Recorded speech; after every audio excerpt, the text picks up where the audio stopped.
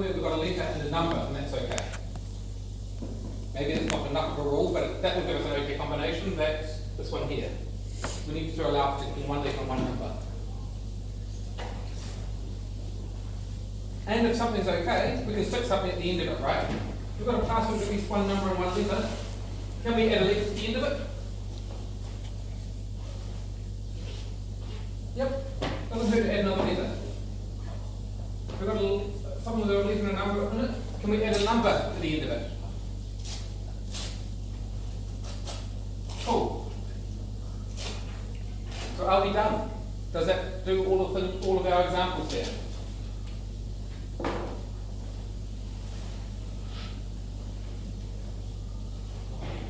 Do you need one with a number and a letter the other way?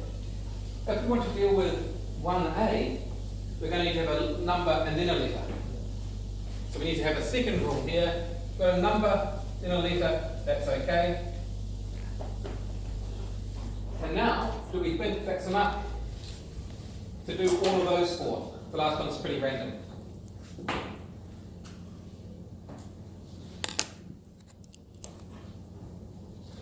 So shouldn't you add a letter and number to the other side of something pre-existing?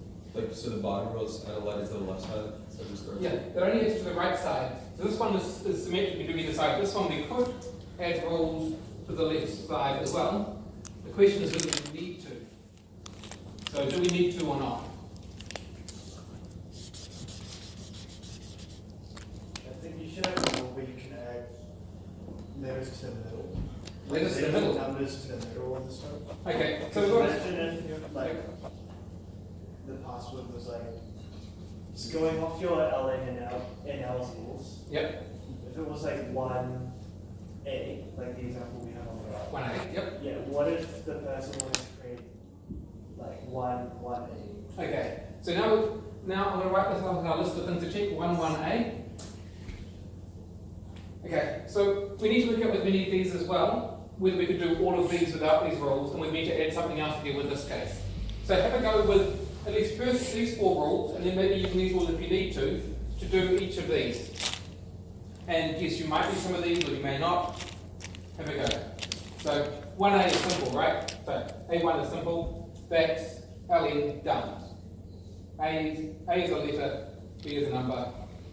This one is just this rule, we're done. What about other cases? Have a go with the ABC1D. Which rule would you use to break it from something simple to something simpler to eventually get one of these two terminal cases? Does that make sense as a question? We're doing a derivation of it. Okay. So A, B, C, 1D. Now if I'm just using these rules here, all I can do is take off a letter on the right hand side. Or a number. So that's the letter on the right hand side. So I'm going to take that off and get A, B, C, 1. That's still cool. That's certified our password. Next thing, if I'm just using these two rules here, I have to remove the thing on the right.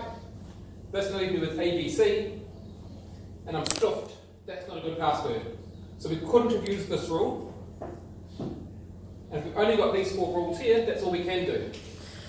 So what we need now is these rules here. Sometimes you're going to take things off the other side as well. So you're left with the number and letter at the end. So you take off a letter from the front, Now you've got a letter number, which is letter number. And that finishes the thing. So it does look like we need to remove things from the right and the left hand side. So we've shown we needed one of these rules, you probably need both of them. Given we've got those 6 rules now, is that enough to do every password which has numbers and letters in it?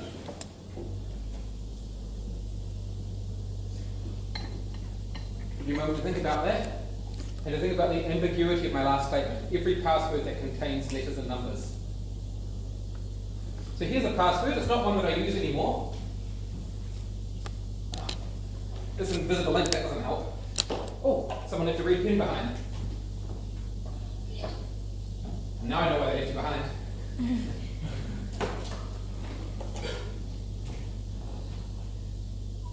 Now it's invisible blue. Oh, they made a mistake, left a live one. A exclamation mark 1 is a defined password because it has letters and numbers in it? Or is it? We want to have at least one number and at least one letter. That password does. Is it accepted by our system? Can we change our system to accept it, assuming that we're happy to have these sorts of things? How would we change our system to allow it?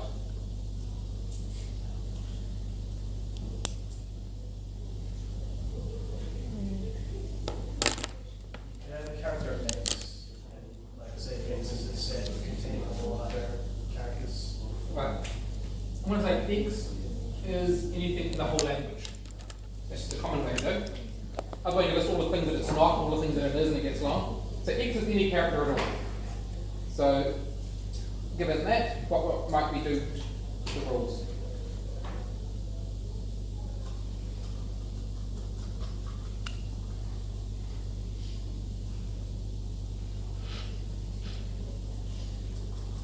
That's the important step, and now the next step is to tidy up the rules to use that idea of a wider alphabet.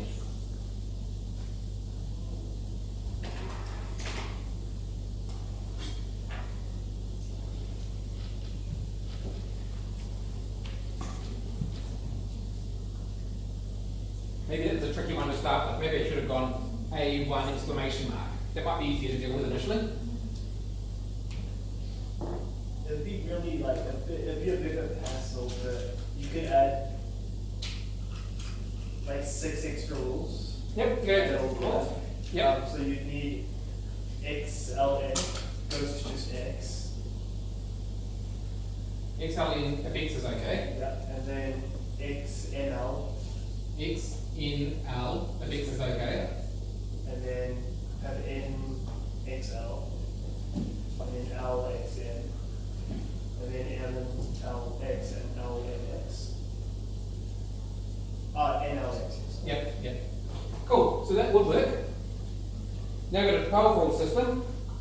Let's make something simpler. This will work. This just adds an X to the end of something's already okay, right? So does this. So we should just say we add an X to the end of anything that's okay already. So we remove those two rules and just say you can add anything you like to an okay formula. So that's one set of rules simplified. So move up a bit, not too much.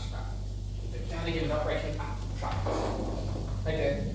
So the next thing is you've got an X just on the end. This just says you can add an X free on the end. We can just say just add an X free on the end over here. So that gets rid of 3 rules. Does the same thing, I think. So it says start with an LN or an NL. You can stick anything you like on the end, anything you like beforehand. And that deals with all our cases except for this one awkward case, which is a exclamation one, with some characters that aren't numbers or letters between the two. And that's what this case here is. If X is just some letter, then you can stick it between a number and a letter, and it will get you started. But then X has to be a proper formula. X has to be a password. We don't want that. So I think we just want this. There are 4 ways of starting. In a letter, then a number, a letter, then a character, then a number, or a number, then a letter, a number, a character, then a letter. So this seems like we might be covering all the things now. Because here's my next counter example, because this is how you debug.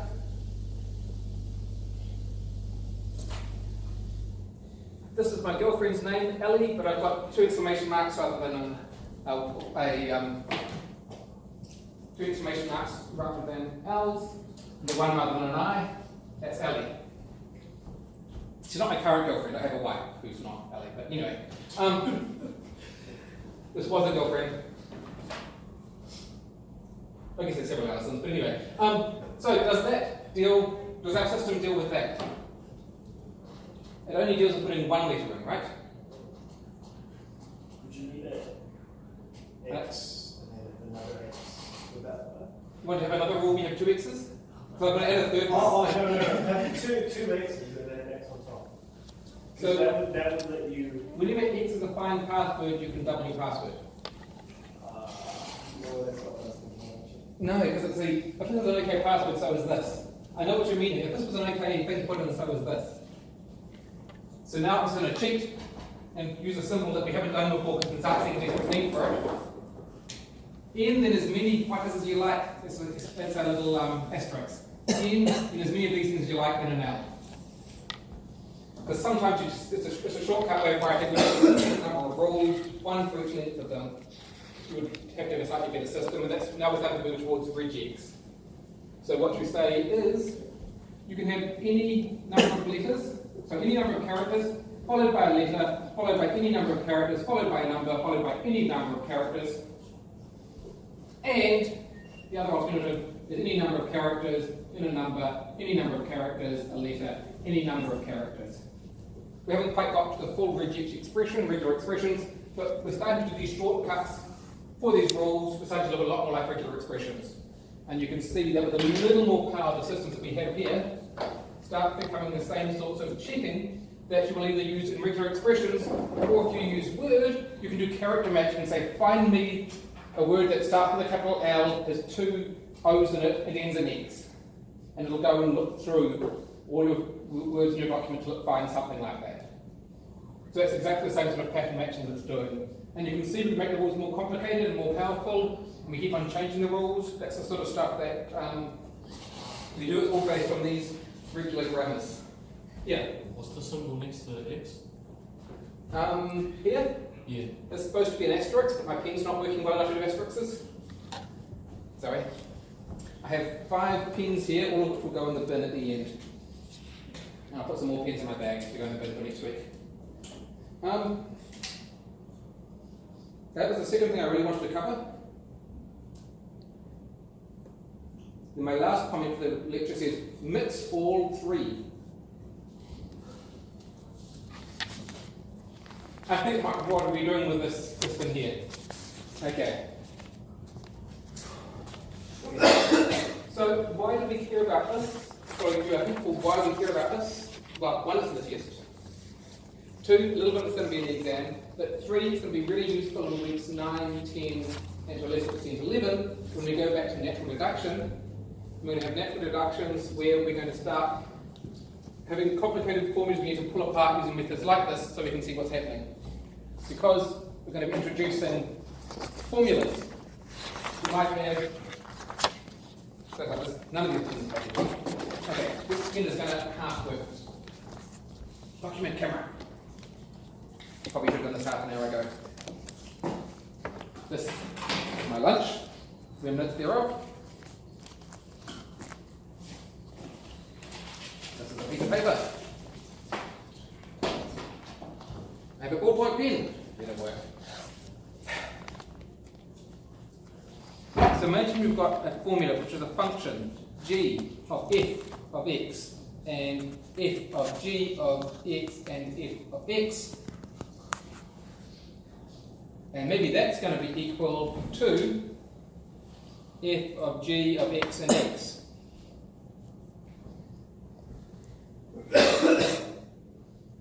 And that's premise 3 of something or other. That's we're going to be starting to deal with formulas like that. And there are written little brackets that actually, how it's usually written and worked with,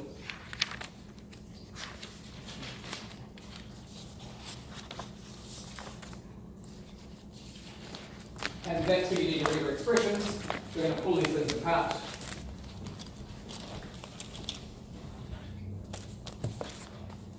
So we have formulas like this, and maybe we've got some sort of rule that operates only on this bit here, like the second rule that says for all x, g of x if x equals f of x. We see in here we've got a g of x if x. We're going to use this rule to replace this bit here with this. So that would give us g of f of x of f, and this bit here gets replaced with the f of x. And that equals our fg of xx. And then we can use another set of rules to apply the thing again and again. Oh, this is quite nice. This thing here is g of something and f of that something. So I can use this rule again here to go f of x. So it's g of something and f of that thing becomes f of that thing. So f of x is equal to f of g of x of x. We're taking these complicated formulas, we're simplifying them down to solve how to prove various things about them. And we're doing that by pattern matching in these strings and looking at the overall structure.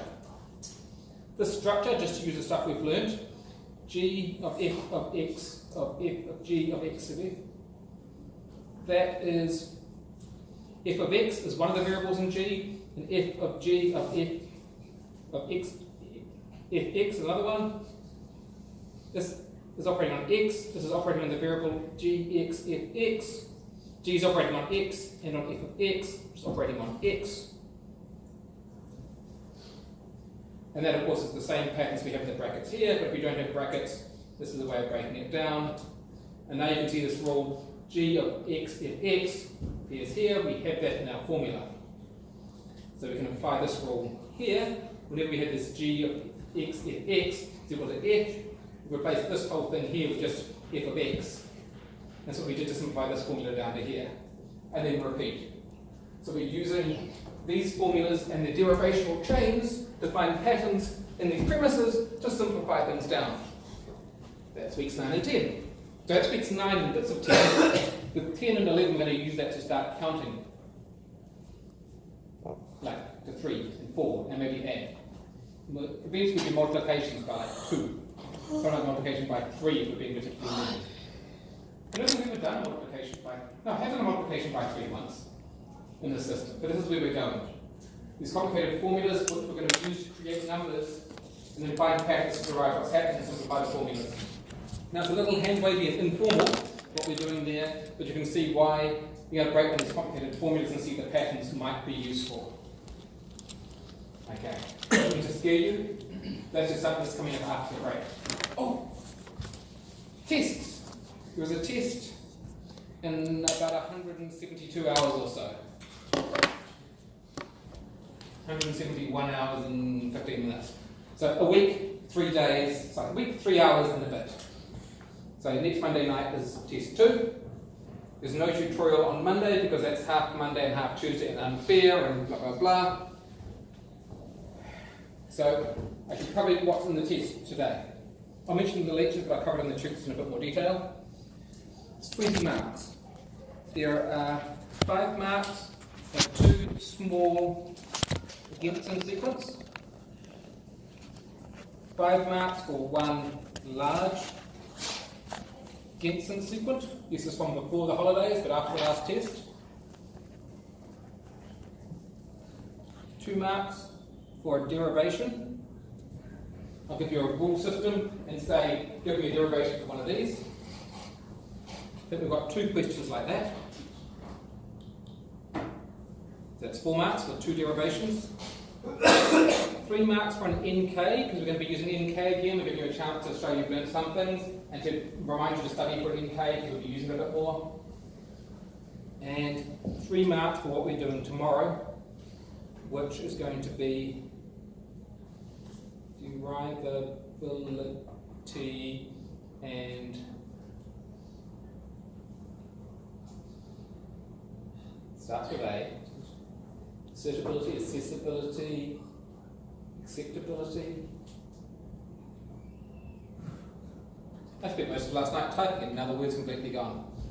Derivability and the other thing done with A. These are the rules we're going to learn about whether rules are derivable or acceptable. I think maybe acceptable. That's not quite the right word, but it's something like that. So that's your 20 marks. So you know how to do Gentzen sequence, that's half the paper. NK you used to know. Derivations you've done 4 of. And there's 3 marks for what we're covering tomorrow. 20 marks, 50 minutes, hopefully about as hard as last time. Any questions on the test?